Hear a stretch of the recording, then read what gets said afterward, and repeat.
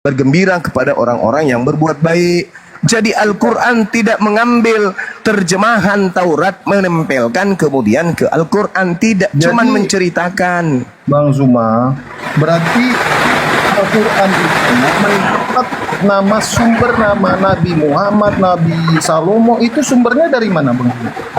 Allah Subhanahu wa taala yang menceritakan wa min qablihi kitabu Musa imaman wa rahma. Wahasa kitab dan Al-Quran ini musaddiq, membenarkan kitab-kitab tersebut. Membenarkan. Ya. Jadi kejadian yang terjadi, misalnya nih, kejadian terjadi di Malaysia, lalu kemudian diceritakan kejadian itu kembali di sini di Indonesia. Bukan berarti mengambil kitabnya orang Malaysia lalu menggabungkan dengan kitabnya orang Indonesia. Kalau Al-Quran itu cuman menceritakan kembali, menarasikan. Ini sudah catat Bang Juma, pernyataan Bang Juma bahwa Al-Quran membenarkan kitab Taurat. Benar tidak ya, Bang Juma? Betul. Nah, yang menjadi kontradiksi Bang Juma, ya, kalau Allah membenarkan kitab yang ada di Taurat, kenapa waktu pengorbanan Abraham, Ishak dan Yakub itu berbeda dengan Abraham, Ismail dan Yakub keturunannya itu? Kenapa berbeda, Bang Juma? Kata siapa yang berbeda? Bang Juma, menurut kitab Anda, yang dikorbankan Abraham adalah Ismail di gunung apa itu? Moria ya. Sedangkan kitab Taurat itu yang dikorbankan Ishak. Kata siapa? Kenapa dua nama ini sangat berbeda, Bang Zuma? Kata memang siapa mereka dari dua ibu yang berbeda, tapi dua ibu ini mempunyai anak satu-satunya. Hagar mempunyai anak Ismail, Sarah juga mempunyai satu anak tunggal yang bernama Ishak. Maka itu kita baca di kitab Kejadian 3. Saya tanya sama saudara, yang diminta untuk dikorbankan ini anak menurut daging atau anak menurut roh? Menurut roh itu maksudnya apa? Iya. Yang diminta untuk dikorbankan, korban ini jasad atau roh? Jasad. Jasad. Anda baca Galatia 4 nomor 23. Tetapi anak dari perempuan yang menjadi hambanya itu diperanakkan menurut daging, dan anak dari perempuan yang merdeka yaitu Sarah itu diperanakkan menurut apa? Roh, karena janji. Sekarang yang korban dipotong lehernya roh atau daging? Bentar Bang Zuma, sebentar. Sekarang yang dikorbankan yang punya leher itu roh atau daging? Dan dikorban yang dibawa Abraham ke gunung itu ya? Iya. Nah, itu kan tubuhnya Ishak. Yang tubuhnya Ishak, tapi yang diperanakkan menurut daging Ismail bukan Ishak. Gimana dong? Anak Ishak itu juga daging kan? Sama-sama manusia mereka itu. Kata siapa? Yesus mengatakan dalam Yohanes 1:13. Orang-orang yang diperanakkan bukan dari darah atau dari daging, bukan pula secara jasmani oleh keinginan seorang laki-laki, melainkan karena Allah. Ada beberapa orang yang dilahirkan bukan karena keinginan daging, termasuk Yohanes Pembaptis, termasuk Yesus, termasuk Ishak. Itu bukan karena daging, tapi karena keinginan Tuhan, termasuk Adam. Sabar Bang Juma. Tadi saya catat pernyataan Anda bahwa Al-Quran itu membenarkan kitab Taurat. Ya, memang betul. Tetapi dalam kitab Taurat yang dibawa Abraham naik ke gunung itu Ishak, bukan Ismail. Nah, kata siapa? Di mana tertulis itu? Kawan. Bang Juma, sebentar Bang Juma. Saya bacakan di Kejadian 22 ayat 21 dulu. Jangan langsung ke 22. Ini langsung ada namanya soalnya Bang Juma, langsung. Oh, silakan. Oke, silakan. Nah, silakan. Setelah ingat ya. Setelah semuanya itu Allah mencoba Abraham, ia berfirman kepadanya, Abraham. Lalu sahutnya, ya Tuhan, firman-Nya, ambillah anakmu yang tunggal itu yang engkau kasihi, yakni Ishak. Terus? Pergilah ke tanah Moria dan persembahkanlah dia di sana sebagai korban bakaran pada salah satu gunung yang akan kukatakan kepadamu. Oke. Nah, kenapa kalau Al-Quran ini membenarkan kitab Taurat, ada dua nama yang berbeda? Berarti ada salah satu yang tidak benar ini, Bang. Oke. Ya, sekarang kau katakan Ishak kan? Sedangkan Bang Juma, sebentar, agama Anda ini kan baru muncul di abad ke-7. Oke. Benar nggak Bang Juma? Iya, betul. Ya. Betul. Sekarang kalau kesalahan ada muncul di abad ke-14 atau abad ke-18 sebelum Masehi, apakah bisa benar karena dia lebih dulu diceritakan? Kalau sebuah kesalahan. Bang Juma, dari segala yang ada itu awal dulu. Siapa yang pengkopi? Ini maaf ini saya bukan menuduh. Siapa yang mengkopi? Yang kemudian, yang pertama atau yang kemudian? Kalau kita itulah temanya tadi. Siapa yang mencuri kitab Yahudi? Itulah temanya. Karena hasil curian itu mengedit, revisi, makanya muncul kesesatan yang ada. Sekarang coba Anda baca Kejadian 22 yang Anda sampaikan tadi. Setelah selesai, anak tadi dikembalikan kemana? Coba. Abraham dan bujangnya kembali kemana? Coba Anda baca. Kena kau di sini. Tidak, Bang Juma, saya pernah Baca. Baca Kejadian 22 nomor 19. Setelah mempersembahkan anaknya di Gunung Moria, Abraham dan bujangnya kembali kemana? Berangkat ke Berseba dan Abraham Berseba. Tepuk tangan. Siapa yang tinggal di Berseba? Siapa yang tinggal di Berseba? Hagar atau Sarah? Sarah. Di mana dalilnya? Nah, ini saya baca. Ini lucu ini teman-teman. Lucu. Iya, yang tinggal di Berseba itu adalah Hagar. Kena dia.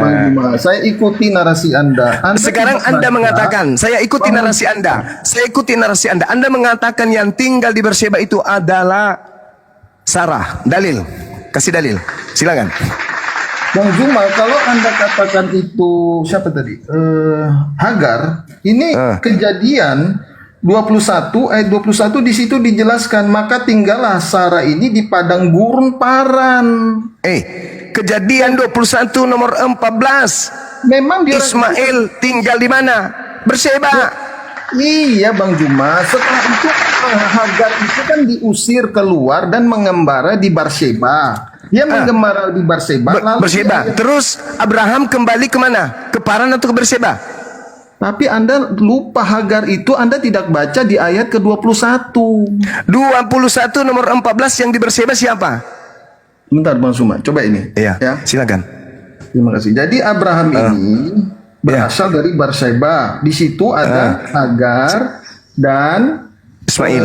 Sarah, dua istrinya Abraham. Ya kan? Tidak ada kawan. Keesokan harinya pagi-pagi Abraham mengambil roti serta sekirbat air dan memberikannya kepada Hagar. Ia meletakkan itu besertanya di atas bahu Hagar. Kemudian disuruhnya perempuan itu pergi. Maka pergilah Hagar dan mengembara di padang gurun Berseba. Mana ada? Anda ngerti enggak kata mengembara itu Bang Juma? Astagfirullahalazim. Ikut enggak Sarah ke Berseba? Mengembara itu artinya dia menjelajah. Ya, saya ulang. Ikut enggak Sarah ke Berseba? Ya tidak, bagaimana Sarah mengusir Hagar berarti yang tinggal di Berseba siapa?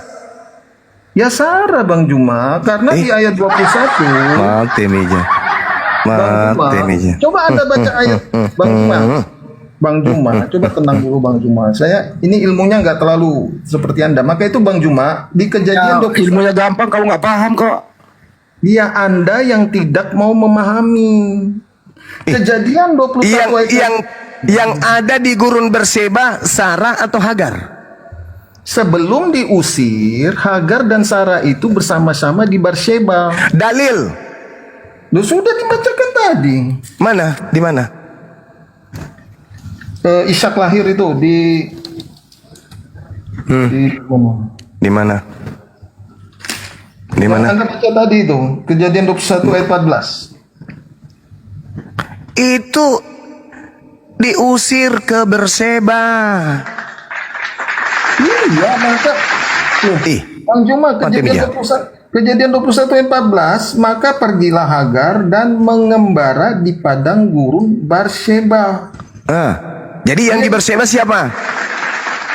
Iya, Hagar bersama Ismail, dia mengembara. Nah, ketika air yang di Kalau Sarah di mana? Kalau Sarah di mana, Bang? Sarah di mana? memang nih Berseba itu kecil. Enggak, Sarahnya di mana? Sarah di mana? Sarah di mana? Sarah. Luas. Jadi Anda tidak membayangkan seperti tetangga. Tinggal di tetangga. Berseba itu ukurannya 20 kali 40. Astagfirullahaladzim, ya Allah ya Karim. Bukan begitu, Bang Juma. Ya Allah ya Karim. Kalau Anda belajar tentang Bible yang Anda ambil dari agama lain ini dengan baik, Anda tidak akan mau tampil dengan materi ini. Kenapa? Sarah itu tinggalnya di Hebron, bukan di Berseba. Jadi begini Bang Juma, tadi ada kan Al-Quran. Ini yang saya catat. Ini pernyataan Anda Bang Juma yang Anda katakan Al-Quran itu membenarkan kitab Taurat. Tapi bukan yang ini. Bukan ini yang kita bahas, ini bukan Taurat. Ini terjemahan. Ini bukan Taurat. Yang disebut Taurat itu kitabnya Musa. Yang kita bahas ini kitabnya gereja. Yang diambil dari agama Yahudi.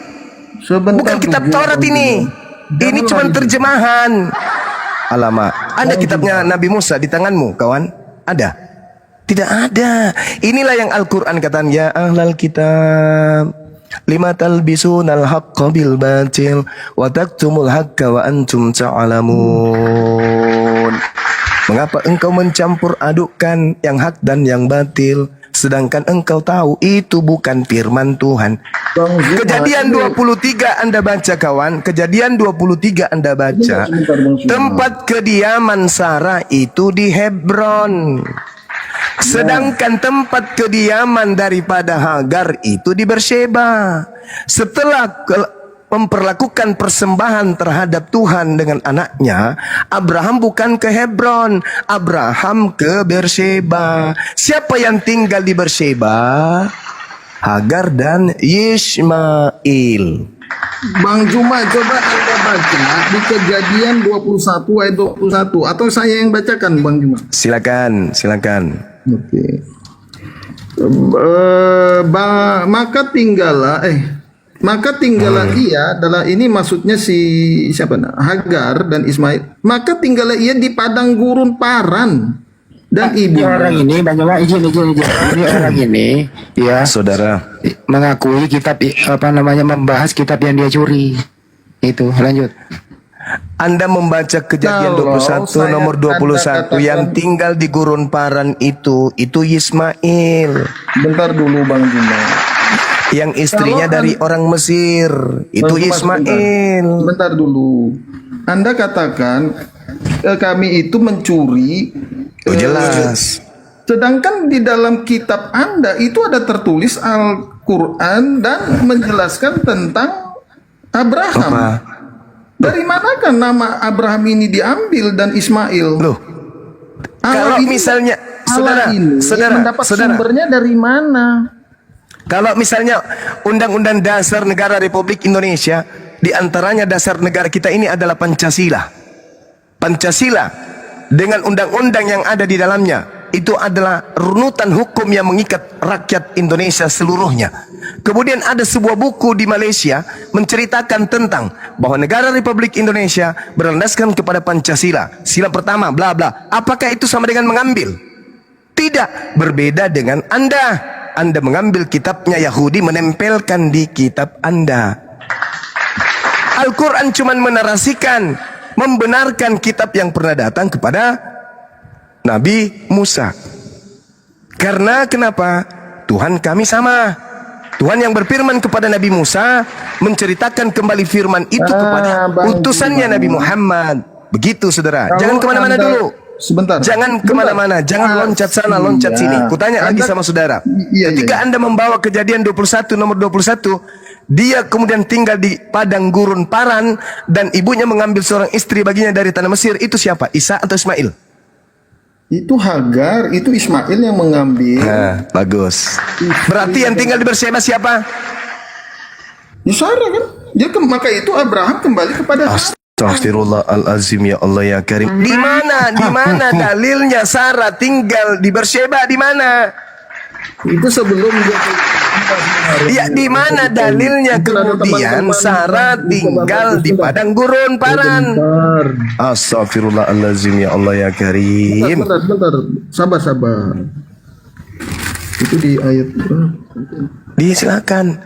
Yang tinggal di Palestina, yang tinggal di daerah Berseba, yang tinggal kemudian ditinggal daerah padang gurun Paran, itu Ismail beserta anaknya, ada Kedar, ada Nebayot, itu semuanya termasuk anaknya yang menikah dengan anaknya adiknya Ishak.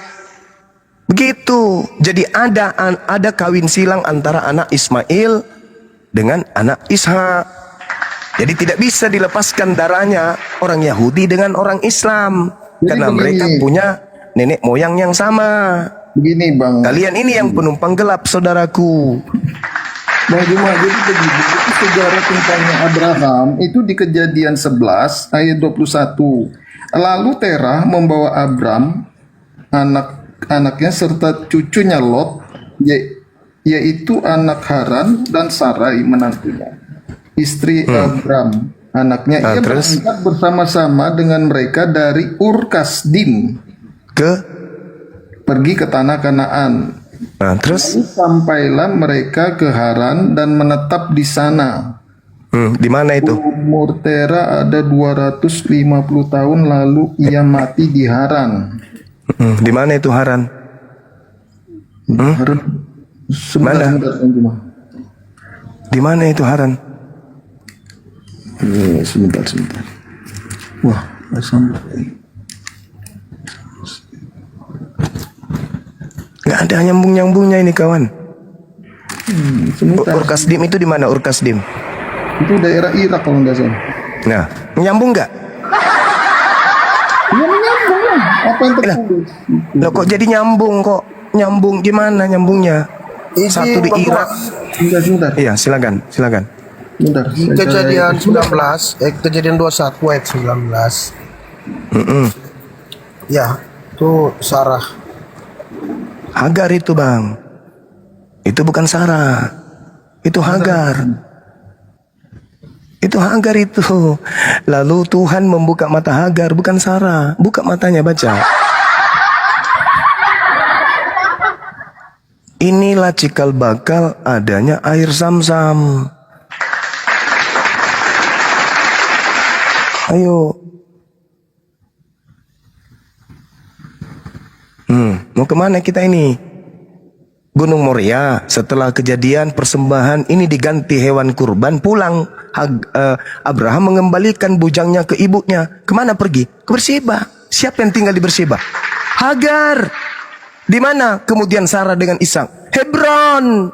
Di mana tertulis? Kejadian 23. Adapun dikatakan di dalam di dalam kejadian 23 dikatakan begini.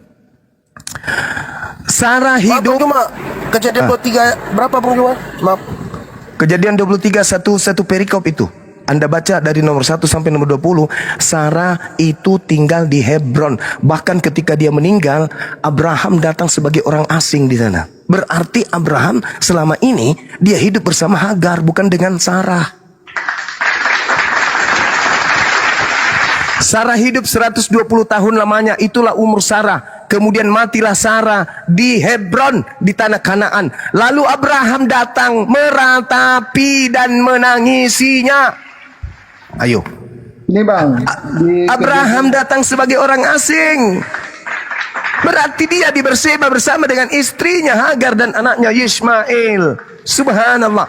Sesudah itu Abraham bangkit dan meninggalkan istrinya yang mati itu, lalu berkata kepada Bani Het, aku ini orang asing.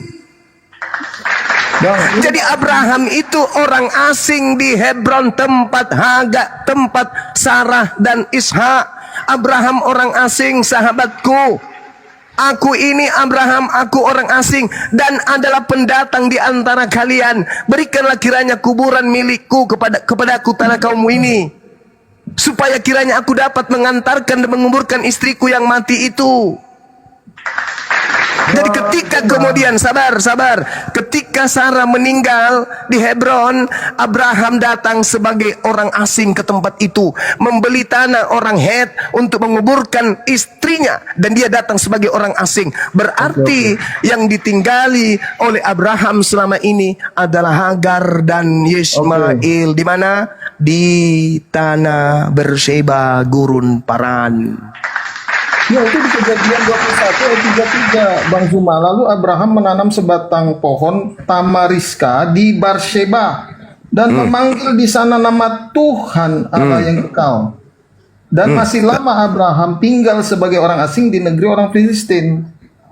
Terus Di Kejadian 22, setelah semua itu Allah mencobai Abraham. Ia berfirman kepadanya, Abraham, ya, ambillah terus? anakmu yang tunggal itu yang engkau kasih, yakni Ishak. Lah, kalau Anda katakan Al-Quran itu membenarkan Taurat, kenapa namanya jadi Ismail? Oke. Sekarang enggak ke sana dulu, Bang. Sekarang enggak. Sekarang kita uliti ini dalil. Kulit. Ambillah anakmu yang tunggal itu, yang engkau kasihi. Siapa anak tunggal Abraham? Ya, Ishak itu dijelaskan Kejadian 22 ayat 2. Bang Juma, ini Kejadian 22 ayat 2. Siapa anak tunggal Abraham? Anda ngerti anak tunggal? Anda ngerti anak tunggal? Anak tunggal ngerti, adalah Paman. anak semata wayang yang tidak beradik, tidak berkakak. Itu anak tunggal. Ishak kan punya anak Ishak, Sarah kan punya anak satu-satu. Yang diminta anaknya Sarah atau anaknya Abraham? Ya Sarah lah. Mulai ngaco. Kampret. Mulai ngaco. Di Kejadian 22 ayat 2 coba dibaca firman. Setelah semuanya itu Allah mencoba Abraham atau Sarah? Oh, Abraham. Berarti yang diminta anaknya Sarah atau anaknya Abraham?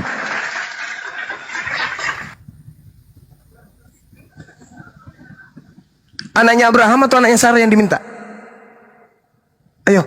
Pertanyaan, Abraham itu bapak, Sarah itu istri dan mempunyai anak satu-satunya. Yang diminta anaknya Sarah atau anaknya Abraham?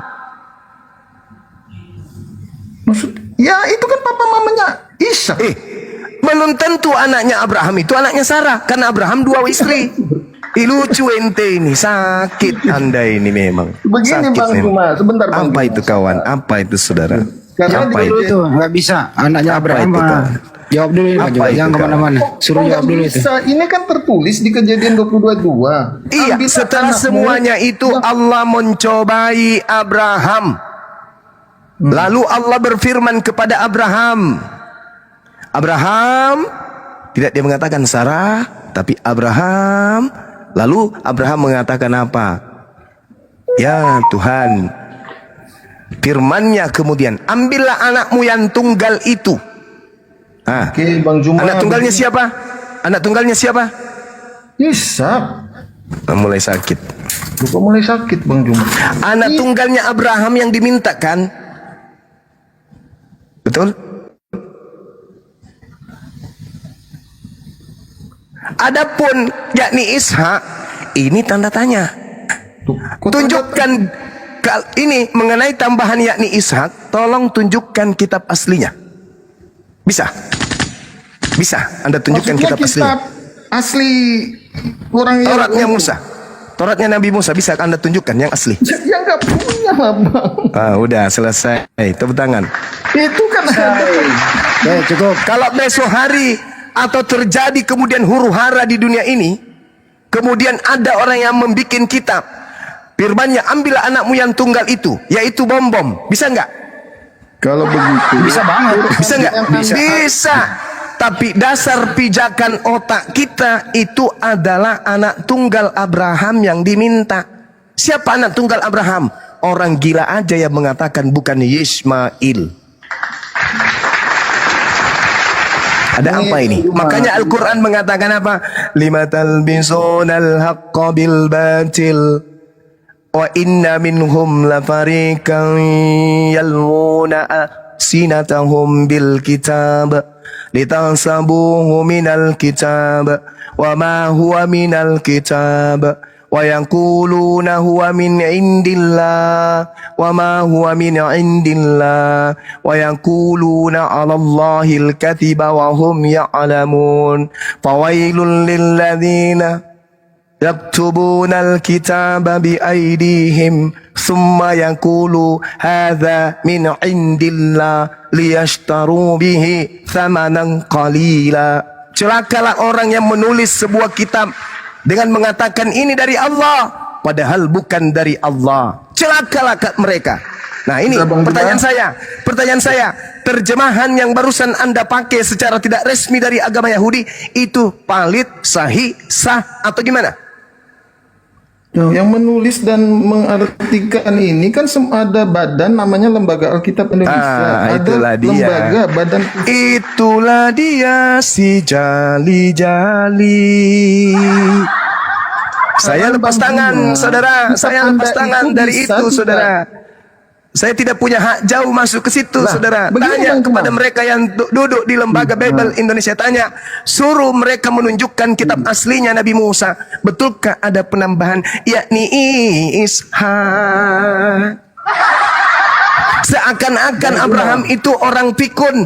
Seakan-akan Abraham itu tidak mengerti firman Tuhan. Sampai-sampai harus ditegakkan, ambillah anakmu yang tunggal. Padahal dengan ucapan ambillah anakmu yang tunggal, Abraham sudah paham. Tanpa ada pernyataan lagi yakni Ishak. Ada apa dengan penambahan yakni Ishak?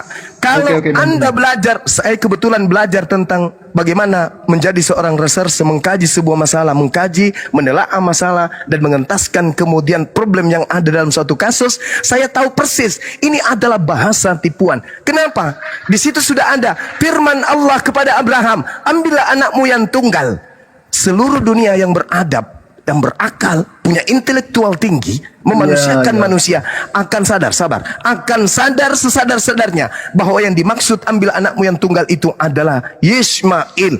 Tapi dengan adanya penambahan kata yakni Ishak, maka hancurlah kemudian titel-titel akademisi yang ada di atas muka bumi ini. Hancurlah kebenaran akal sehat manusia, hancurlah propaganda ilmu. Kenapa? Karena menabrak kaidah ilmu, menabrak kaidah sains, menabrak kaidah akal. Bagaimana mungkin Ishak menjadi anak tunggal sedangkan dia adalah anak kedua dari Abraham? Hanya orang gila, yang longor, yang congor, yang akan masuk ke dalam neraka yang percaya dengan tulisan-tulisan yang tak berdasar ini. Ingat saudara, Anda hanya melemparkan ke pundak Lembaga Bible Indonesia. Sedangkan pundaknya Lembaga Indonesia, pijakannya hanya berasal dari penjajah Belanda. Penjajah Belanda juga hanya datang dari Romawi. Romawi pun tidak punya hak terhadap kitab Torah. Jadi apa dasar pijakan saudara? Hanya penolakan kepada wahyu ilahi bahwa Abraham punya anak tunggal bernama Yismail alaihi salam. Silakan. Izin nanggapi Bang Juma.